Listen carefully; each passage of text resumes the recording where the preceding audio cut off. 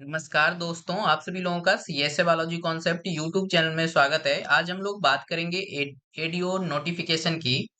कब नोटिफिकेशन इसका आ जाएगा, क्योंकि बहुत सारे यूट्यूब वीडियो आपको मिल जाएंगे जो कि अप्रैल से अभी तक उनका नोटिफिकेशन आ ही रहा था, लेकिन अभी तक ये एडीओ का नोटिफिकेशन नहीं आया। तो इसमें हम बहुत ही क्लियर कट इस बारे में बात करेंगे। एंड सेफ पेट स्कोर क्या होगा, इसका भी एक्सपेक्टेड पेट स्कोर की बात करेंगे इस वीडियो में, और सिलेबस क्या रहेगा एंड एलिजिबिलिटी क्या है। इसकी एलिजिबिलिटी में बहुत सारे स्टूडेंट्स जो कंफ्यूज हैं कि बीए इकोनॉमिक्स का जो विषय है वो एक पहले साल या दूसरे साल या तीसरे साल मीन्स तीनों ईयर फाइनल ईयर तक वो सब्जेक्ट इकोनॉमिक्स का होना चाहिए, या फिर 2 साल यदि वो पढ़े हैं तो एलिजिबल हैं। इसके बारे में भी हम बात करेंगे, और आरटीआई रिप्लाई या आरटीआई जो के बारे में भी बात करेंगे कि हमने आरटीआई को लेके क्या किया है।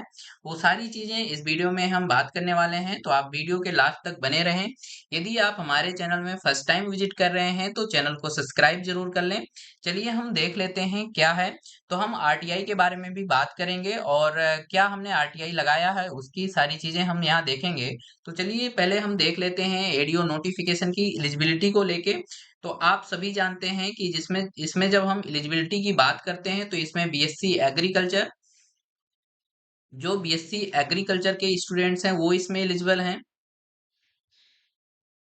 एंड इसमें जो आपके बीए इकोनॉमिक्स है, BA economics,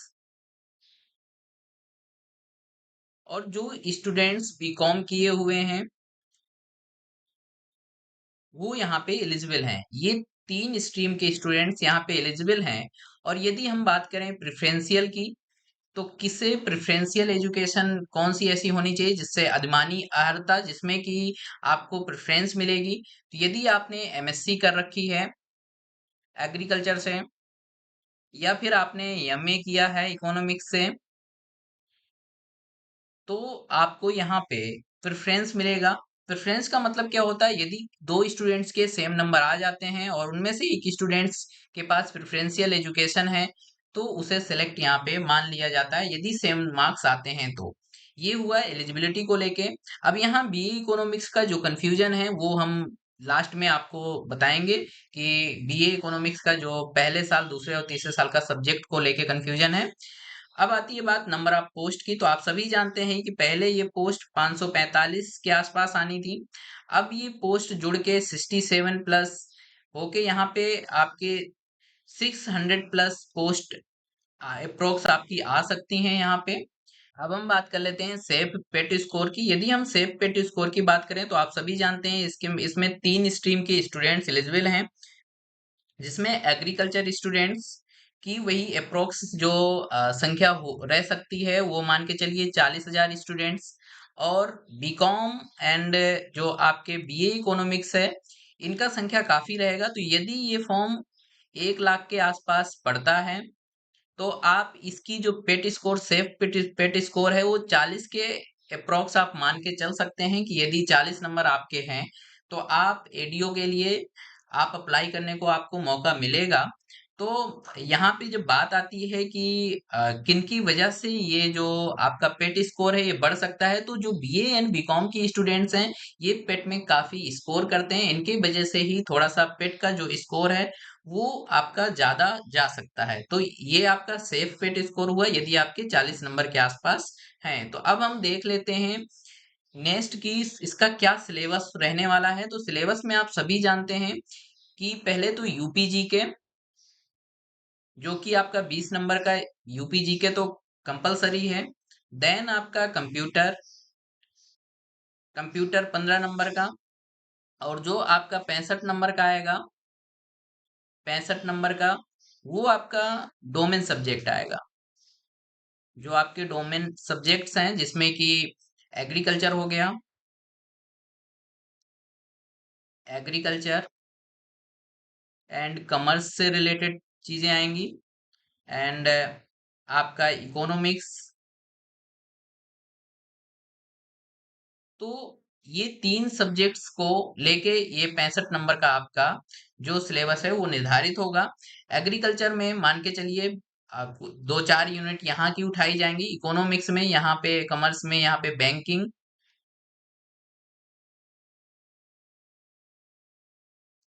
data analysis,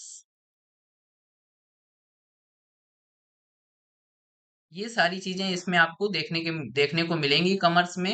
and economics में जितना भी इकोनॉमिक्स का जो मेजर पार्ट है वो आपको देखने को मिलेगा। तो यहाँ पे ये सिलेबस डोमेन सब्जेक्ट में आपको मिलेगा। एंड यूपीजी के एंड कंप्यूटर का ये रह सकता है, ये चीजें सिलेबस में आपको मिलेंगी। तो अभी आप यूपीजी के और कंप्यूटर आप यहाँ पे पढ़ सकते हैं, अभी इसको तैयार करके चलते रहिए।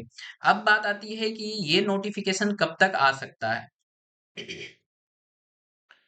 जो मेजर क्वेश्चन है कि नोटिफिकेशन कब तक आ सकता है। आप सभी जानते हैं कि बहुत सारी यूट्यूब जो वीडियो हैं लोगों के द्वारा जो बनाई गई हैं उसमें अप्रैल से बोला जा रहा है कि ये नोटिफिकेशन अप्रैल में आ जाएगा, देन मई में आ जाएगा, देन जून में आ जाएगा। तो ये लगातार 3 महीने से आपका चल रहा है कि ये नोटिफिकेशन आने वाला है। तो अगर हमारा वो आइडिया माने तो ये जो नोटिफिकेशन है फाइनली अब तैयार हो चुका है। जो भी सारी प्रॉब्लम्स थी वो सॉर्ट आउट हो चुकी हैं, और ये आपके लास्ट वीक ऑफ जून, जो आपका लास्ट वीक है जून का, लास्ट वीक ऑफ जून,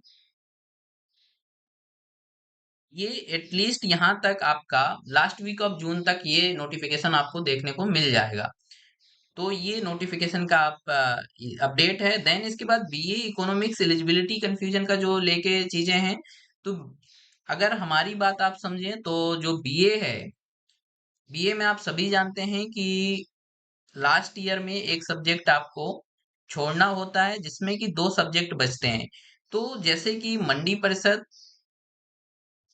परिषद का जो यूपी ट्रिपल एससी ने अभी डॉक्यूमेंट वेरिफिकेशन के लिए एंड स्टूडेंट शॉर्टलिस्टेड किए थे, तो उसमें इन्होंने बीए इकोनॉमिक्स का कुछ स्टूडेंट्स हैं, कुछ जो मंडी परिषद में सिलेक्ट हुए थे, तो उनके द्वारा ये जानकारी प्राप्त हुई कि जिनका भी बीए में उन्होंने लास्ट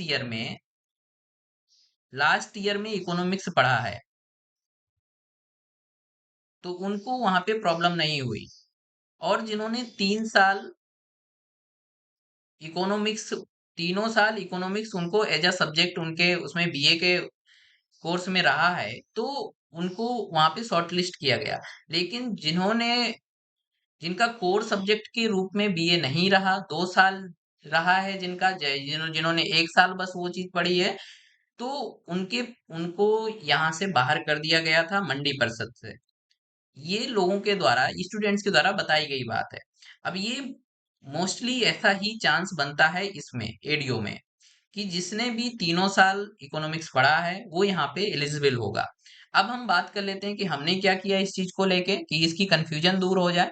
तो हमने यहाँ पे आरटीआई अप्लाई किया यूपी ट्रिपल एससी को, कि जिससे ये कंफ्यूजन है वो क्लियरली हो जाए कि हाँ 3 साल पढ़ना है, 1 साल पढ़ना है, क्या है। तो इस आरटीआई में हमने जो लगाया, इसमें क्वेश्चन उनसे यहाँ पे पूछा गया है कि सहायक विकास अधिकारी सहकारिता पद हेतु निर्धारित शैक्षिक योग्यता के अनुसार आयोग द्वारा अभ्यर्थियों की पात्रता निर्धारित करने के लिए कौन कौन से नियम, शासनादेश, सेवा नियमावली अथवा दिशा निर्देश लागू हैं, कृपया उनकी प्रमाणित प्रति उपलब्ध कराई जाए।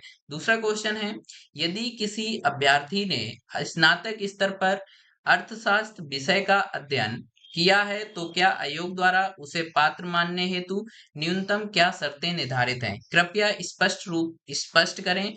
विषय का अध्ययन 1 वर्ष, 2 वर्ष अथवा तीनों वर्षों में होना आवश्यक है। इसके बाद प्रश्न नंबर 3 हमने जो किया है, यदि किसी अभ्यर्थी ने स्नातक के प्रथम एवं द्वितीय वर्ष में अर्थशास्त्र विषय का अध्ययन किया हो किंतु अंतिम वर्ष में उक्त विषय ना पढ़ा हो, तो क्या वह अभ्यर्थी सहायक विकास अधिकारी में एलिजिबल है या नहीं? प्रश्न नंबर 4 है, यदि किसी अभ्यर्थी ने स्नातक के द्वितीय एवं तृतीय वर्ष में, जैसे कि हमने यहाँ पे प्रथम और द्वितीय में पढ़ा, तो एलिजिबल है या नहीं, और कोई स्टूडेंट है जो द्वितीय एवं तृतीय वर्ष में पढ़ा है, तो क्या वो इसके लिए एलिजिबल है, और उसने प्रथम वर्ष में उक्त विषय को ना पढ़ा हो, तो क्या ऐसा विद्यार्थी एडीओ के लिए एलिजिबल है या नहीं? पांचवा क्वेश्चन है, यदि आयोग अथवा संबंधित विभाग के पास उक्त विषय की पात्रता के संबंध में कोई पूर्व स्पष्टीकरण, शासनादेश या विशेष समिति की रिपोर्ट अथवा विभागीय पत्राचार उपलब्ध हो तो वो भी यहाँ पे उपलब्ध कराया जाए।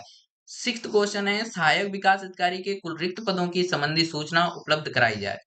तो ये सारी चीजें हैं, ये क्वेश्चन किए गए हैं, आरटीआई में लगाया गया है। जब भी इसका आरटीआई का रिप्लाई आ जाता है आपको अपडेट कर देंगे कि क्या कैसा चल रहा है।